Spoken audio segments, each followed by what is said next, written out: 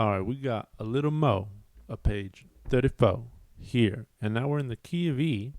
And E is great because it's easy.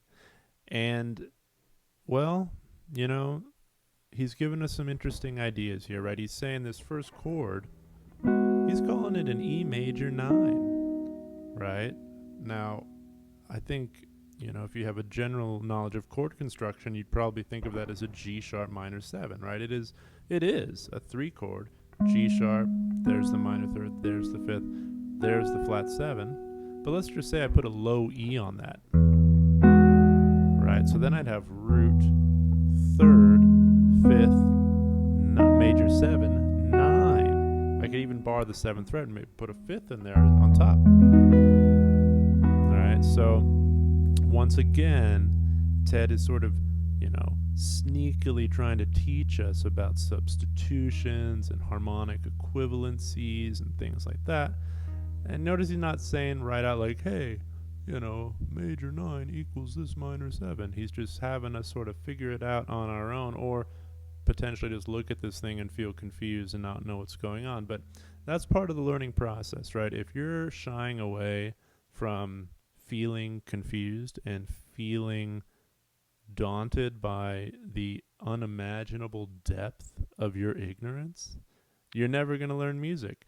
You got to be willing to meet your ignorance on the daily, to just meet your shortcoming again and again and again, and just be with it. You got to deal with it. And if you're too afraid to do that, well, not much is going to happen for you, I'm sorry to say. But if you can make friends with that perpetual meeting your limit, meeting the scope of your knowledge and stretching further, and just dealing with the fact that, hey, you could study music for centuries and you're still just scratching the surface. You're still, even still, there's so much to learn. It's impossible to learn it all. So cut yourself some slack, but also put in the honest work of just saying, hey, I'm going to deal with this. I'm going to do my best to learn and face my shortcomings with my music, with my instrument. And if you actually put in the decision to do that, you're going to progress. You're going to progress. If you meet your shortcomings and your ignorances and your failings on the daily, if you're willing to pick this up and make mistakes while you stretch your capacity, you're doing it. That is the process. That is the process. If you just pick up your guitar and play what's comfortable, you're just spinning your wheels. You're just going in circles, right?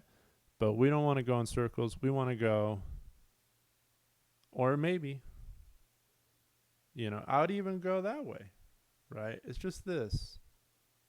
Not the best. Anyway, E major 9, C sharp minor 11, F sharp minor 9, B7 or B13 to the 7 and the 9. Resolution. Great resolution up there. Let's do it again. 3, 4. One more time. 3, 4.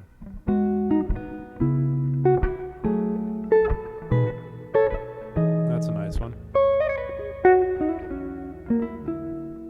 All right. Still in the key of E. Now he's calling it a G minor 7. 3, 4.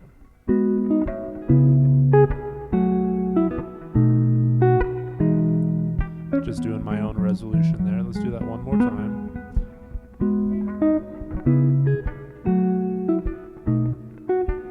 Now this is a nice one because notice every initial voicing is only 3 notes, right? Melody comes later. 3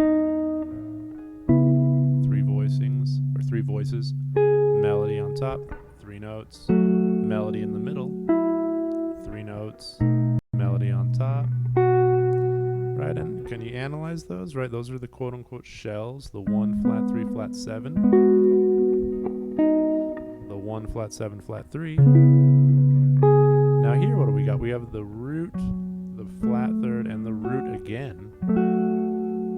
Then the flat 7 comes in with the melody, and then here's our 1 flat 7 major 3rd, 5th comes in, and then resolve in some fashion.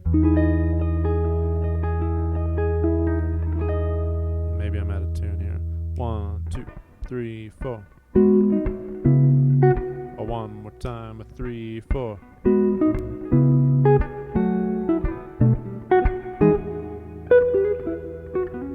One more time, it's.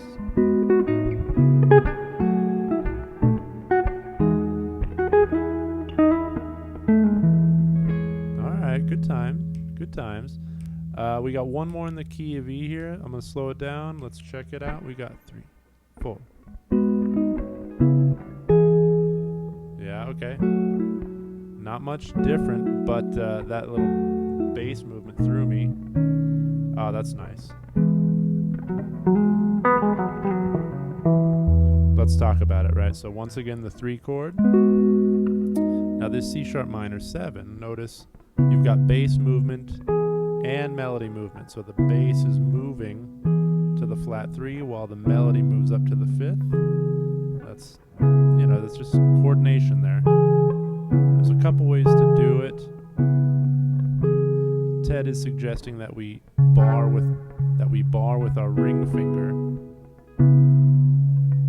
So that way I can get that appeal, because then you only have to bring the index down to get the flat 3. At the same time, that's tricky to do. There's a part of me that likes and then bringing the pinky over. Either one's gonna work, or we'll get my stamp of approval. Ted might be more strict about it. Who knows? F sharp minor 7, and then look at this. This is a great move. The B7, the 3rd drops to the 9, and another 3rd comes in. That's a very cool move. This, and we gotta resolve. I just resolved the E major. That's fun. 2, 3, 4. Oh, 2, 3, 4.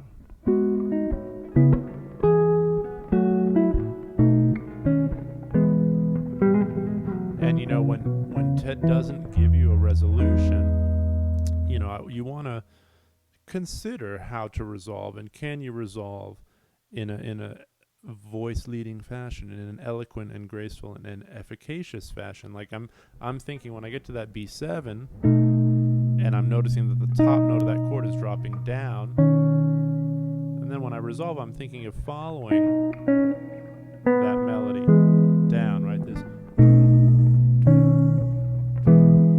right? On top is the chords. Resolving to an E major triad there. 1, 3, 5, right? At speed, 3, 4.